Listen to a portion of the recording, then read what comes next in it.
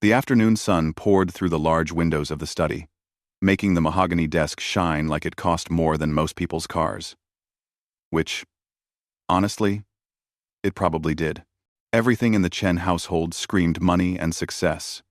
Persian rugs covered marble floors. Oil paintings lined the walls. Even the bookshelves looked expensive, filled with leather-bound volumes that seemed more for show than actual reading. But 17-year-old Tommy Chen wasn't thinking about any of that. He sat slumped in the leather chair, staring at the calculus textbook in front of him like it was written in an alien language, which, to him, it might as well have been. The numbers and symbols seemed to move around on the page, refusing to stay still long enough for him to make sense of them. He'd been on the same problem for 45 minutes now, and his head was starting to hurt. The worst part wasn't even the math itself.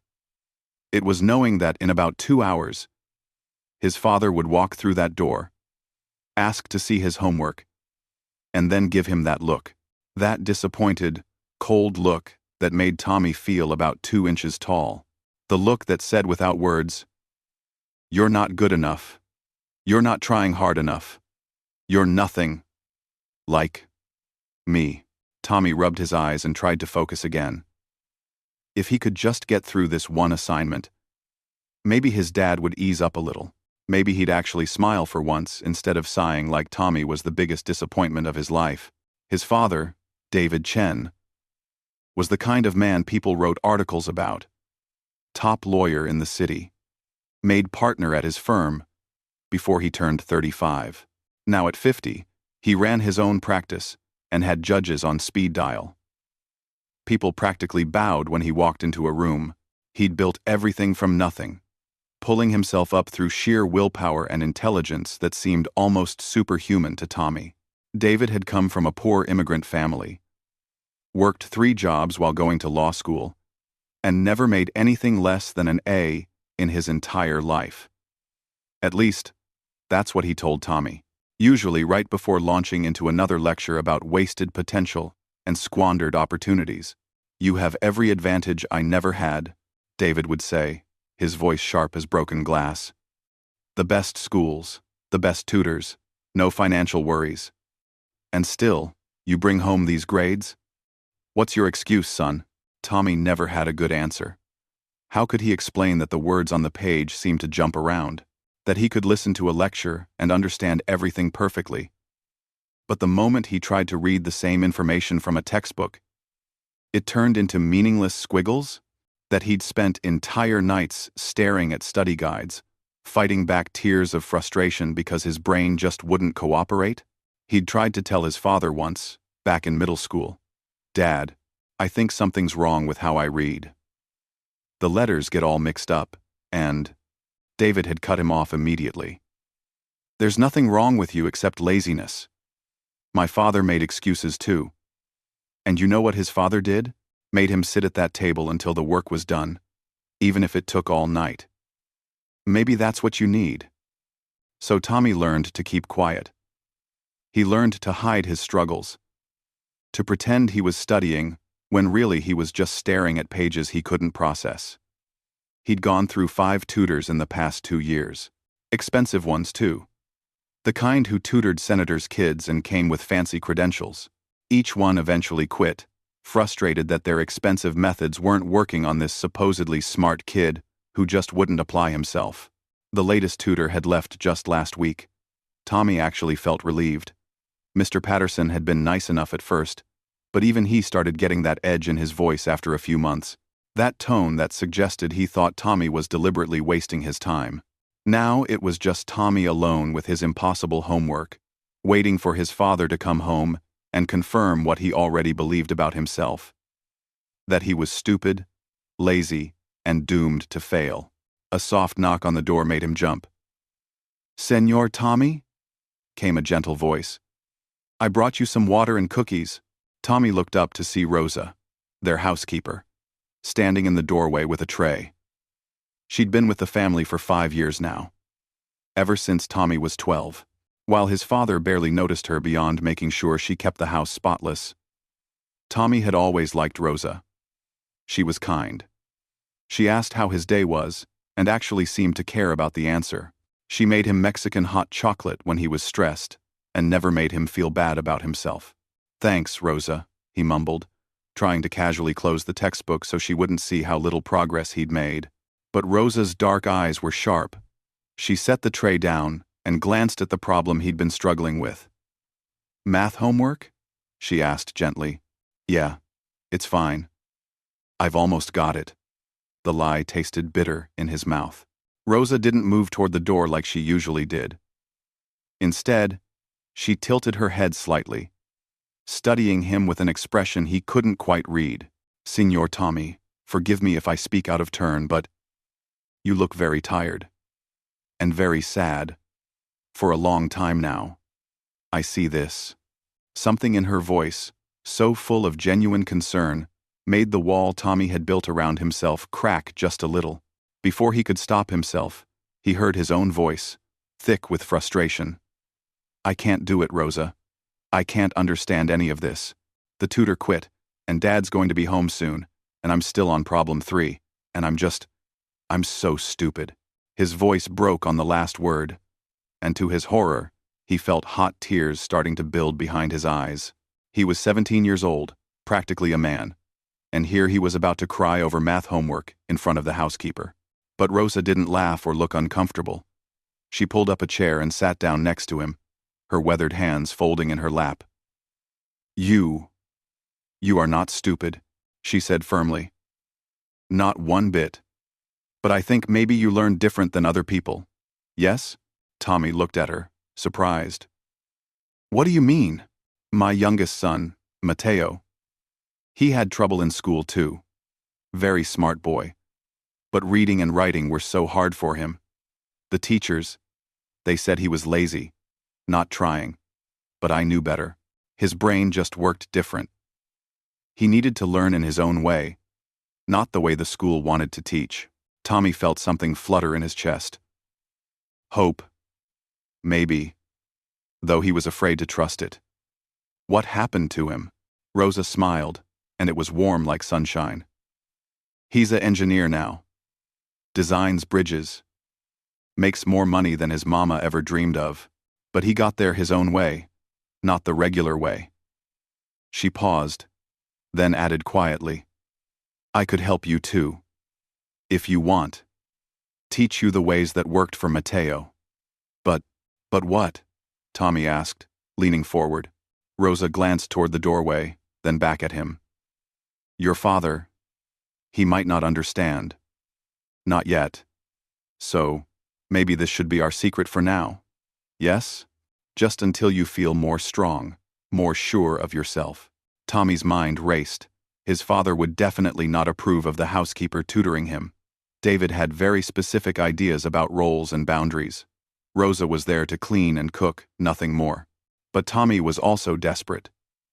And something about the way Rosa looked at him, with belief instead of disappointment, made him want to trust her. "Okay," he whispered.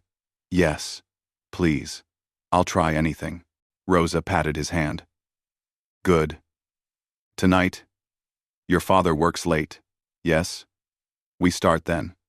But for now, let me show you one small thing." She picked up his pencil and flipped to a blank page. "Sometimes, when the words won't stay still, we don't fight them. We make pictures instead." And for the first time in months, Tommy felt something he'd almost forgotten. The possibility that maybe, just maybe, he wasn't broken after all. That first evening, Tommy waited in his room with a strange mix of nervousness and excitement bubbling in his stomach. His father had left for a dinner meeting with clients around 7, which meant he wouldn't be back until at least 10. The house felt different when David wasn't there. Lighter, somehow. Like the walls themselves could breathe easier. At 7:30, Rosa knocked softly on his door. She came in carrying a canvas bag stuffed with what looked like random supplies. Colored markers, index cards, a pack of sticky notes in every color imaginable, some magazines, scissors, and even a box of building blocks that looked like they belonged to a little kid. Tommy must have looked confused because Rosa chuckled. I know. You're thinking, What is this lady doing with toys? But trust me, these help. My Mateo. He learned more from building with his hands than from any textbook. She sat down on the floor, and after a moment's hesitation, Tommy joined her. It felt weird at first, sitting on his bedroom floor with the housekeeper like they were about to do some craft project. But Rosa had this way about her that made everything feel natural and okay. So, she said, pulling out his history textbook. What are you studying now? What are you studying now? What are you studying now? The American Revolution, Tommy said with a sigh. We have a test on Friday. I'm supposed to know all the major battles, the dates, the causes, all of it. But when I read the chapter, nothing sticks. It's just words. Rosa nodded like this made perfect sense. Okay. So reading doesn't work for your brain. We try something else. Close the book. Close it? Tommy blinked. But I need to study. Trust me. Rosa said with a knowing smile. Now, tell me. What do you know about the revolution? Anything at all? Tommy thought for a moment. There was that thing with the tea in Boston? And Paul Revere rode a horse? Good. Yes. You know more than you think. Now, let me tell you the story, but not like a boring textbook, like a real story about real people. Rosa leaned back against his bed and started talking, and Tommy found himself leaning in to listen. She told it like she was gossiping about neighbors. King George was like a landlord who kept raising the rent even though nothing was broken. The colonists were like tenants who got fed up and decided to stop paying. The Boston Tea Party wasn't just some historical event but a group of angry people, dressed up in disguises, basically throwing the world's biggest tantrum by dumping tea worth millions into the harbor. Imagine, Rosa said, her eyes sparkling. You work all day, every day, and someone takes half your money for taxes. Then they tell you that you don't even get a say in how that money is spent. How would you feel? Mad, Tommy said immediately. Like, really mad. Exactly. That's what taxation without representation means. Not just fancy words. It means real people being really angry. She pulled out the colored index cards. Now, we make this into something you can see and touch. You take the yellow cards and write down the causes. One cause per card. Use your own words, not the book's words. Tommy picked up a marker. So, like, the king was charging too much money, and people were angry? Perfect. See? You understand it. Now write that. For the next hour, they worked together. Rosa would explain something in her simple, story-like way, and Tommy would write it on cards or draw little pictures to help him remember. They used different colors for different things. Yellow for causes, blue for battles, green for important people. Rosa showed him how to lay them out on the floor in a timeline so he could see how one event led to another. The brain. It loves pictures and colors and stories, Rosa explained. Reading from a book. That's just one way to learn. Not the only way. Not even the best way for everyone. Something clicked in Tommy's head. For the first time, he wasn't fighting against his brain. He was working with it. The information that had seemed impossible to grasp when it was just black text on white pages suddenly made sense when it was colors and pictures and stories. Rosa, he said quietly, looking up from the cards spread across his floor. Rosa's expression turned sad. Because most people, they only know one way to teach. The way they learned. They don't understand that every brain is beautiful and different. Like flowers, yes? A rose grows different than a sunflower. Both are beautiful. But you can't make a rose grow like a sunflower. It won't work. Tommy felt a lump form in his throat. No one had ever called his brain beautiful before. Broken, lazy, slow. Yes, but never beautiful.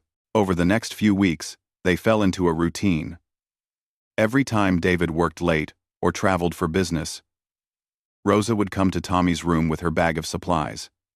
She taught him tricks for every subject. For math, she showed him how to use physical objects to understand abstract concepts. Need to understand fractions? They cut up paper plates. Struggling with algebra? They used blocks to represent variables. For science, they turned his room into a laboratory. When he needed to understand chemical reactions, they didn't just read about them. They went to the kitchen and mixed baking soda and vinegar, watched it fizz and bubble. Rosa explained how molecules worked, using dried beans of different colors. Suddenly, chemistry wasn't impossible. It was just stuff, mixing with other stuff. For English, Rosa recorded herself reading his assigned books on her phone while she did housework during the day.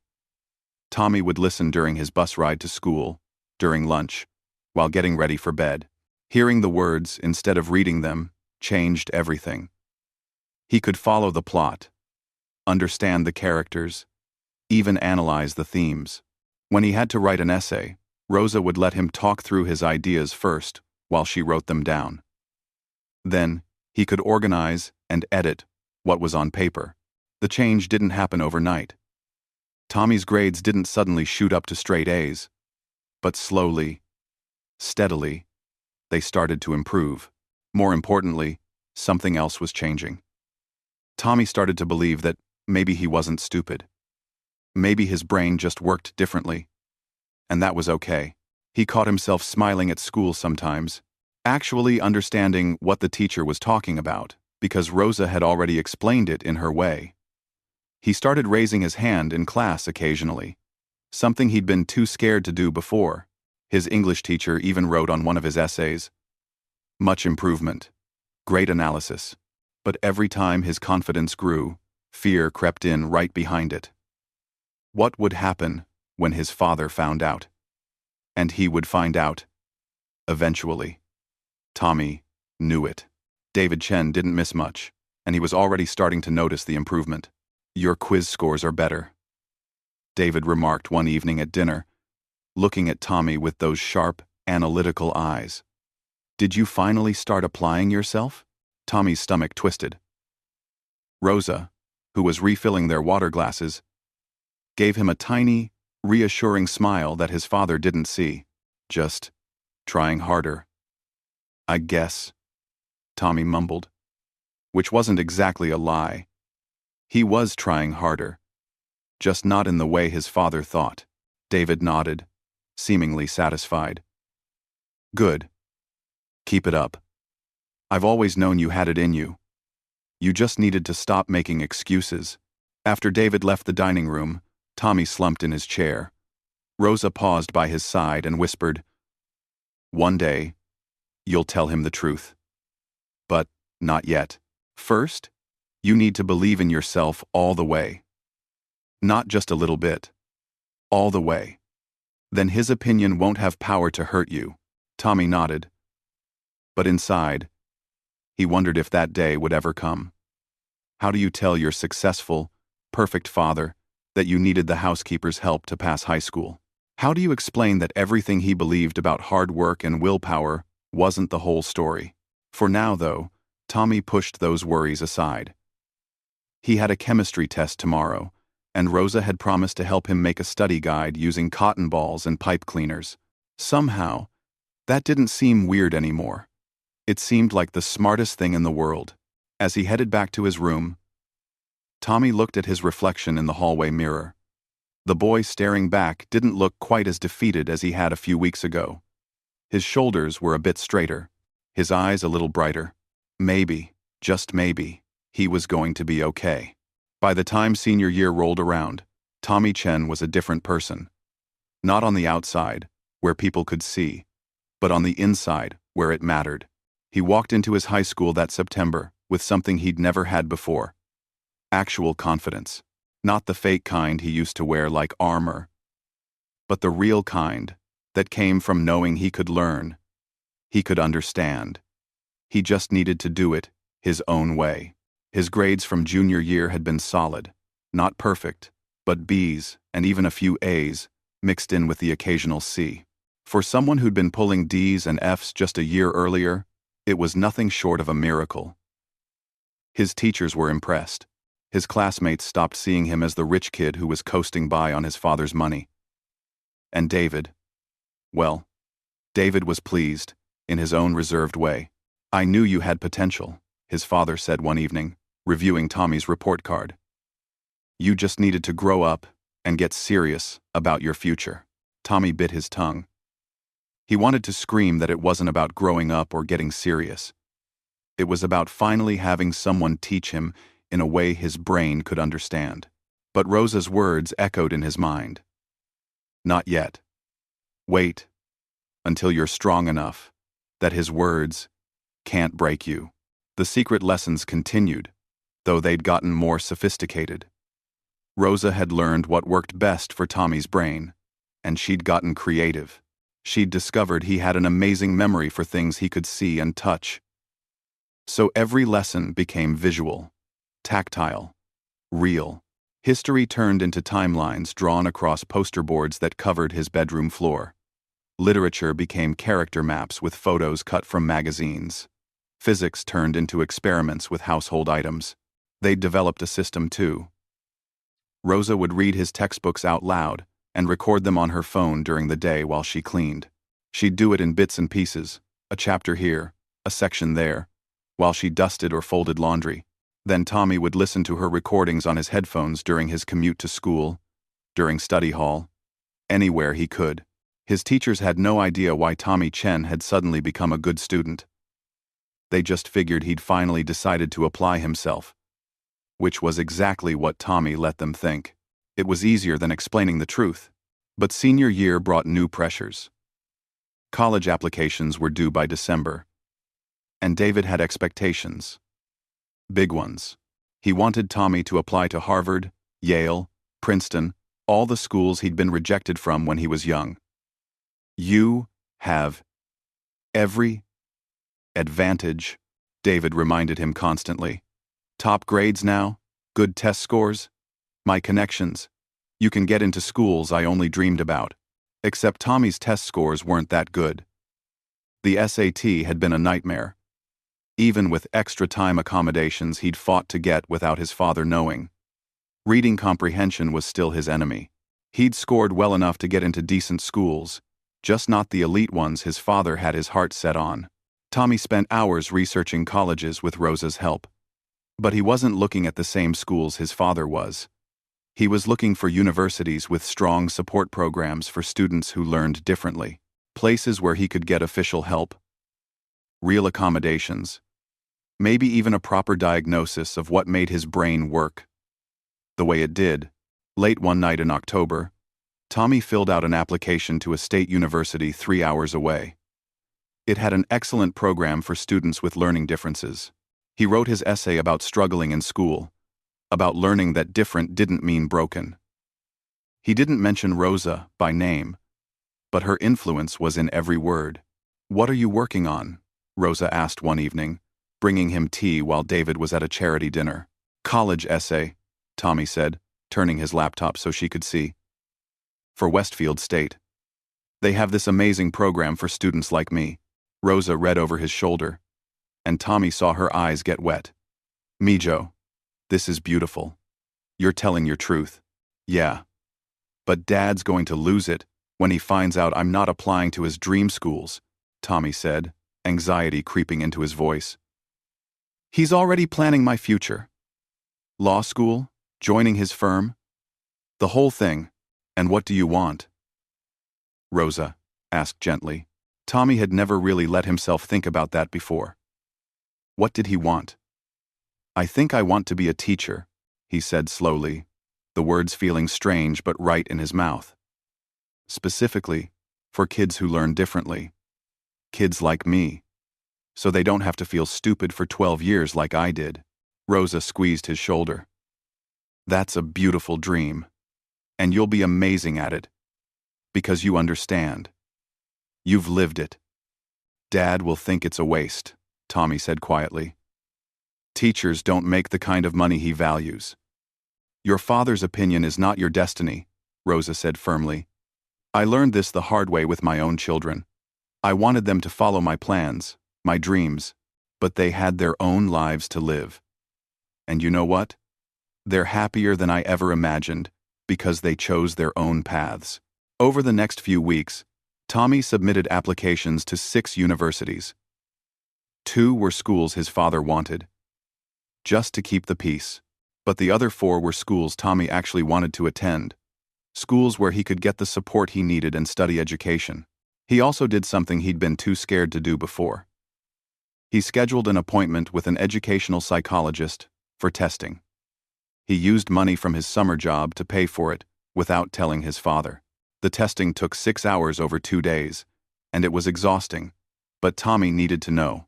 He needed official confirmation that he wasn't making excuses, that there was a real reason learning had always been so hard. When the results came back in November, Tommy sat in the psychologist's office and heard words that changed everything. Dyslexia, processing disorder, working memory deficits, clinical terms for what Rosa had just called learning differently. The psychologist, a kind woman in her 40s, smiled at him. "You've clearly developed excellent coping mechanisms. Someone must have helped you figure out how to work with your brain instead of against it." "My friend did," Tommy said, thinking of Rosa. "She saved me, honestly." "Well, your friend did you a great service. These diagnoses aren't labels of limitation. They're explanations.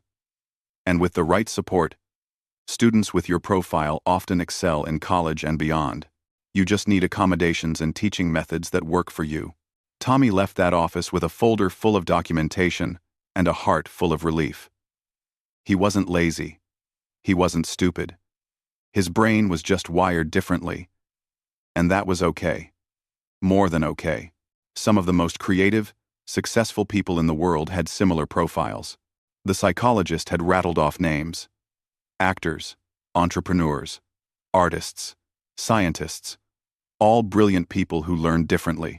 That evening, Tommy came home to find his father in an unusually good mood. David had just won a major case and was actually smiling. Something rare enough that Tommy noticed immediately. "Good news, son," David said. "I spoke with my Harvard contact today. Your application will get serious consideration. Your grades have improved enough that you're competitive now. Isn't that excellent?" Tommy's stomach dropped. This was it. He had to tell his father the truth. All of it. About Rosa. About the testing. About the schools he actually wanted to attend. But looking at his father's proud smile, the first genuine one he'd seen in months, Tommy's courage failed him. "Yeah, Dad. That's great," he heard himself say. Later that night, Rosa found Tommy sitting on his bedroom floor, surrounded by his color-coded study cards and poster boards, looking miserable despite having just aced his history test. "What's wrong?" she asked, sitting beside him. "I'm a coward," Tommy said. "I had the perfect chance to tell Dad everything tonight, and I chickened out. He's over there planning my Harvard future, and I can't even tell him I applied to schools he's never heard of. Schools he'd probably laugh at." Rosa was quiet for a moment. Then she said something that surprised him. "You know, mijo, I think maybe it's time." "Time for what?" "Time to tell him. Not because you owe him the truth, though you do, but because you're ready now. Look at you. Look at this." She gestured at the study materials around them. "You know who you are. You know you're smart. You know you can succeed." His reaction, whatever it is, it can't take that away from you now. Tommy wanted to believe her, but doubt gnawed at him. "What if he fires you? What if he's so angry that you helped me, then he fires me," Rosa said calmly. "I'll find another job. But you'll still be you. You'll still be smart and capable and headed for a good future. Nothing he says or does can change that truth." Tommy looked at this woman who'd given him so much, who was willing to risk her job just to see him succeed, and he felt his eyes burn with tears. "I don't know how to thank you for everything you've done. You don't need to thank me. You just need to be brave. Be honest. Live your truth." She stood up and smiled at him. And maybe, just maybe, your father will surprise you. Parents, we're not always as rigid as we seem. Sometimes we just need our children to teach us something new. After Rosa left, Tommy sat alone with his thoughts. His phone buzzed with a notification. His Westfield State application status had updated. He'd been accepted. One perfect, his first college acceptance letter, and it was from the school he actually wanted to attend. Tommy stared at the screen, his heart pounding. This was real. His future was real. And Rosa was right. It was time to stop hiding. Time to have the conversation he'd been dreading for months. He just had to find the courage to start it. The moment that changed, everything happened on a Wednesday in early March. Tommy would remember every detail of that day for the rest of his life. It started out normal enough. He'd come home from school, grabbed a snack from the kitchen, and headed upstairs to work on a project for his government class. His father had texted that he'd be home late, some meeting that would run past 9. Perfect. That meant Tommy and Rosa could work on the project together. It was about the Constitution.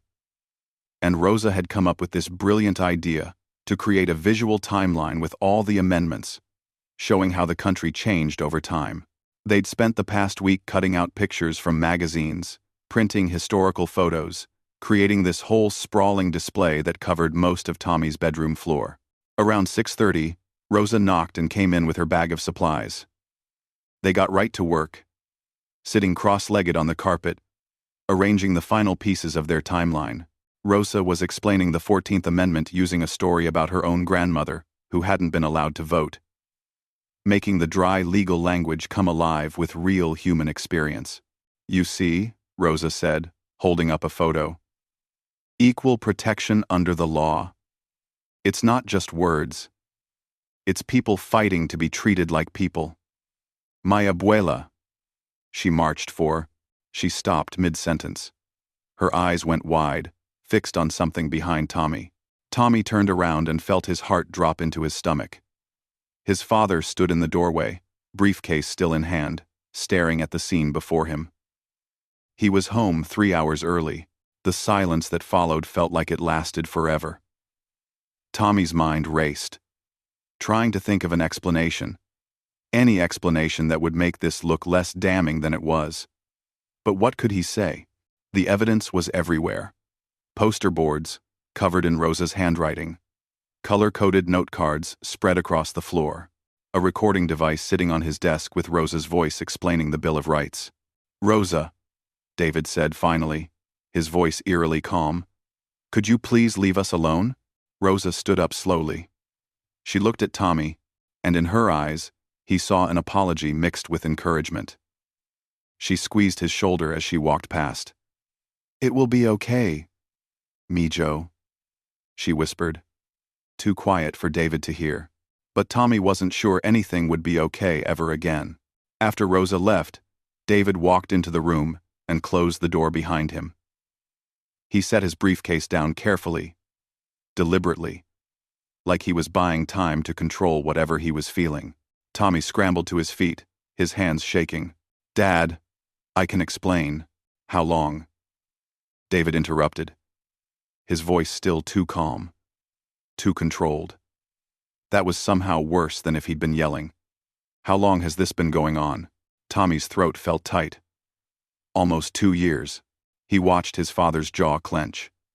David walked slowly around the room, taking in every detail. The color-coded chemistry charts on the wall. The timeline of historical events made with cut-out pictures and Rosa's neat handwriting. The stack of index cards, with Tommy's notes in his own words. Not the textbook's words.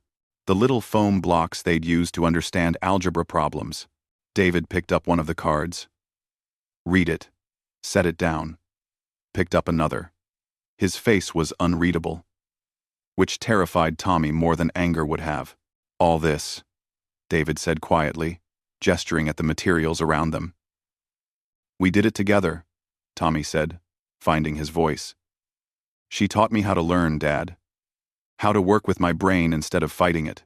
The tutors you hired, They were trying to force me to learn their way, but my brain doesn't work that way. Rosa figured that out. The housekeeper. David interrupted, and now Tommy could hear the edge in his voice. The housekeeper figured out what 5 expensive tutors with fancy degrees couldn't? Yes, Tommy said, frustration breaking through his fear. Because she actually listened to me. She didn't just assume I was lazy or not trying hard enough. She saw that I needed help, and she gave it to me. And you know what? It worked.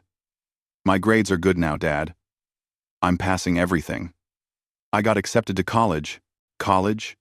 David's head snapped up. What do you mean accepted? Tommy's heart sank.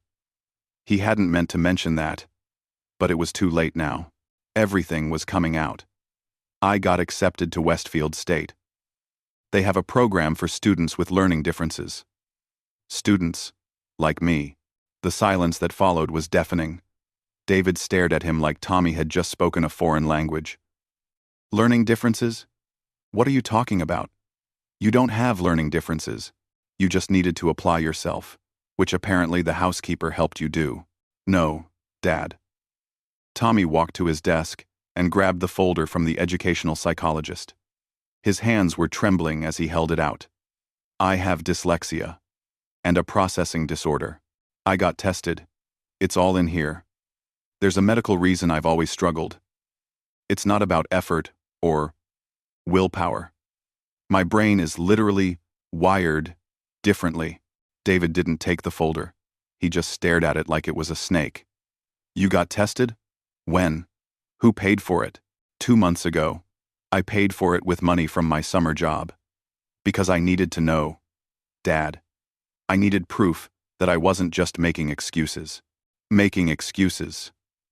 David repeated. And suddenly, his calm mask cracked. His voice rose. That's exactly what this is. Some psychologist sold you a label to make you feel better about not working hard enough. I grew up poor. Tommy, I had nothing. No advantages. No help, and I made it to the top of my field through pure determination. If I could do it, you can too. You don't need excuses. You don't need the housekeeper playing teacher. You need discipline. Something inside Tommy snapped. All the fear, all the years of feeling inadequate, all the pain of trying to be someone he wasn't, it all came rushing out. I'm not you, he shouted. I'm never going to be you. And I'm tired of trying. You want to know why Rosa helped me? Because she saw me crying over homework that I couldn't understand, no matter how many hours I stared at it. Because she saw me breaking down, thinking I was stupid, hating myself. And instead of judging me like you do, she helped me. David's face had gone red. I judge you? I've given you everything. The best schools, the best opportunities, everything except understanding. Tommy's voice cracked. Do you know what it's like to be your son? To know that no matter what I do, I'll never be good enough because I'm not like you? I have a learning disability, Dad. That's real. It's documented. It's not laziness. It's not excuses. It's how my brain works. And Rosa accepted that. She worked with it. She made me believe I could still be smart, even if I learned differently. Tears were streaming down Tommy's face now, and he didn't care. She's been more of a parent to me these past 2 years than you've been my whole life. The words hung in the air like a physical thing. Tommy watched his father's face go through a series of emotions. Shock, anger, hurt, and something else he couldn't identify. David opened his mouth to respond, then closed it. He looked around the room again. Really looked this time. At the creative, learning tools. At the evidence of hours and hours of patient, careful teaching. At the results that spoke for themselves in Tommy's improved grades and growing confidence. When David spoke again, his voice was different. Quieter. Almost broken. You really think you're not good enough? The question caught Tommy off guard. What? You said no matter what you do, you'll never be good enough. David's eyes were shining with something that looked suspiciously like tears. Is that really how you see yourself? How you think I see you? Tommy didn't trust his voice, so he just nodded. David sat down heavily on Tommy's bed. He suddenly looked older, tired. He rubbed his face with both hands. When he looked up, his expression was raw, in a way Tommy had never seen before. I need to tell you something, David said quietly. Something I've never told anyone. Not even your mother knew before she passed. Tommy waited, his heart pounding. When I was in school, David continued, his voice barely above a whisper, I struggled too. Reading took me 3 times longer than everyone else. Math problems that other kids solved in minutes took me hours. I thought I was stupid. My father thought I was lazy. So you know what he did? He beat it out of me.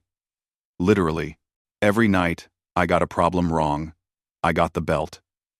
So I learned to work through the pain, through the confusion, through everything. I memorized entire textbooks because I couldn't process them the normal way. I developed systems, tricks, ways to compensate. Tommy stared at his father, unable to believe what he was hearing. I told myself it made me stronger, David said, and now tears were definitely rolling down his face. I told myself my father was right, that I just needed discipline, and when you started struggling, I thought if I pushed you hard enough, you'd overcome it like I did. I thought I was helping you. Dad, Tommy whispered, but I wasn't helping. David continued, his voice breaking. I was just repeating the same mistake my father made. I was making you feel the same way I felt. Stupid.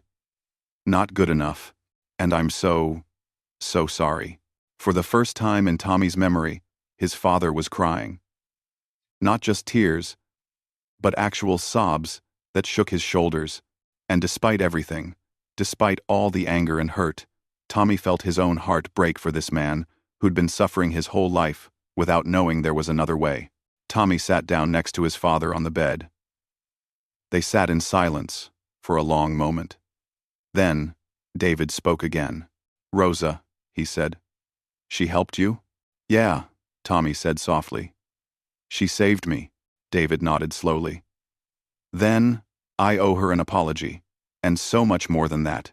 The next morning, Tommy woke up, unsure if the previous night had been real or some kind of vivid dream. His father crying. His father admitting he'd struggled in school. His father actually apologizing. It all seemed too impossible to be true. But when Tommy came downstairs for breakfast, he found his father sitting at the kitchen table with a cup of coffee, waiting for him. David looked like he hadn't slept much. His eyes were red, his usually perfect hair was messy, and he was still wearing yesterday's wrinkled shirt. Good morning, David said quietly. Sit down, please. Tommy sat, his stomach churning with anxiety. In the light of day, would his father take back everything he'd said? Would he be angry again? I called my office, David said. Told them I'm taking the day off. First time in probably 10 years. He let out a tired laugh. I think my secretary almost fainted. But you and we need to talk. Really talk. Before Tommy could respond, Rosa came in from the laundry room. She froze when she saw them both sitting there, her eyes darting between father and son, clearly worried about what she was walking into. Rosa, David said, standing up. Please, sit with us. I need to talk to both of you. Rosa looked like she wanted to run. But she slowly sat down at the table, her hands folded nervously in her lap. Tommy could see she was preparing herself to be fired. David remained standing. He seemed to be gathering his words, which was strange for a man who argued in courtrooms for a living. Finally, he looked directly at Rosa. I owe you an apology, he said. A huge one. You saw my son struggling, and you helped him when I was too blind to see what he really needed. You gave him tools, and understanding, and patience. You gave him what I should have been giving him all along. His voice cracked slightly. You've been more than an employee to this family. You've been a teacher, a mentor, and a friend, and I've been taking you for granted. Rosa's eyes filled with tears. Senor Chen, I only wanted to help. I know. David interrupted gently. And you did. You helped him in ways I couldn't. Ways I didn't even know were possible. He paused, then continued. Last night, after Tommy went to bed, I stayed up reading. Everything. The testing results. Information about dyslexia. Articles about different learning styles. And I realized something. He sat back down, looking older and more vulnerable than Tommy had ever seen him. I've been living with this my whole life, and never knew there was a name for it. Never knew it was real. I just thought I was broken and had to work twice as hard to hide it. And I was doing the same thing to my son. Tommy felt tears prick his eyes. Seeing his father like this, so honest and raw, was almost harder than dealing with his anger had been. Rosa, David said, I'd like to offer you a new position. Not as our housekeeper, though you're welcome to continue if you want, but as Tommy's official learning coach, with a proper salary. Benefits. Everything you deserve for the work you've already been doing. He pulled out an envelope from his pocket. This is back pay for the past 2 years of tutoring. It's not enough, but it's a start. Rosa stared at the envelope like it might bite her. Senor Chen, I didn't do it for money. I did it because Tommy needed help. I know, David said. But your time, your expertise, your kindness, they're valuable. Please, let me do this. Let me make this right. Rosa took the envelope with shaking hands, and then she started crying. Really crying. Tommy got up and hugged her, and after a moment, David joined them. The three of them stood there in the kitchen, holding each other and crying, releasing years of tension and secrets and pain. When they finally pulled apart, David wiped his eyes and said, There's more. Tommy, I read about Westfield State, about their program. It looks excellent. If that's where you want to go, I support it completely. Tommy couldn't believe what he was hearing. Really? But what about Harvard? Your legacy. Forget my legacy, David said firmly. This is your life. Your future. Not mine. I've spent 17 years trying to mold you into a version of me, and all I did was make you miserable. I'm done with that. What do you want to study? Known. Tommy took a deep breath. Education. I want to be a teacher for kids with learning differences. Kids like us. David's eyes got watery again. Kids like us, he repeated softly. I like the sound of that. He reached across the table and took Tommy's hand. You're going to be amazing at it. Because you understand. You've lived it. Over the next few weeks, things changed in the Chen household. David scheduled his own appointment with an educational psychologist and got tested. At 51 years old, he finally got his official diagnosis: severe dyslexia and ADHD. He sat in Tommy's room that evening, holding his own report, and laughed until he cried. All these years, he said. All these years of thinking I was just difficult. That I had to work harder than everyone else because I wasn't as smart. And it was just my brain being different. How do you feel? Tommy asked. David thought about it. Relieved. Angry at all the wasted time. Sad for that kid I was. Getting beaten for something he couldn't control. But mostly, grateful that you won't have to go through what I did. True to his word, David gave Rosa a new position with a generous salary. She still helped with the house sometimes because she liked staying busy. But now she was officially Tommy's learning coach. They even set up a proper tutoring space in the home office, with all the materials and tools they needed. But David did something else too, something that surprised everyone. He started attending therapy to deal with the trauma from his own childhood. He started learning about his own learning differences and how to work with them instead of against them. And he started talking openly about it. One day in April, Tommy came home to find his father on the phone, his lawyer voice in full force. Yes. I want to establish a scholarship fund. For students with learning differences who want to pursue teaching degrees. I'm thinking we start with $50,000 annually. When David hung up, he saw Tommy standing there. I'm setting up a scholarship, he explained. In Rosa's name, the Rosa Martinez Scholarship for Future Educators. She changed our lives. Maybe we can help her change other lives too. Rosa cried when they told her. You don't have to do this, she kept saying. Yes, we do. David insisted. This is just the beginning. I'm also going to start speaking at schools about learning differences. About my story. If it helps even one parent understand their kid better, it'll be worth it. Graduation day arrived in June. Tommy walked across that stage to receive his diploma. And for the first time in his academic life, he felt proud. Not because of the grades or the diploma itself, but because he'd gotten there by being himself, not by pretending to be someone he wasn't.